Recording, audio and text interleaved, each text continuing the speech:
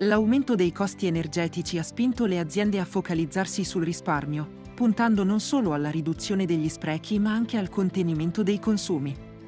Ciò ha reso essenziali le competenze in materia energetica all'interno delle aziende.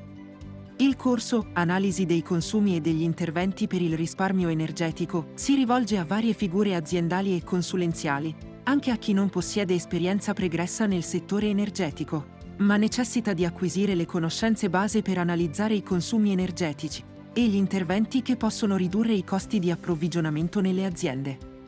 Con una durata di 16 ore, il corso copre un'ampia gamma di argomenti relativi all'energia, esplorando i mercati energetici e i contratti di fornitura, l'analisi dei profili di consumo, gli audit energetici e la valutazione degli interventi per l'efficienza energetica.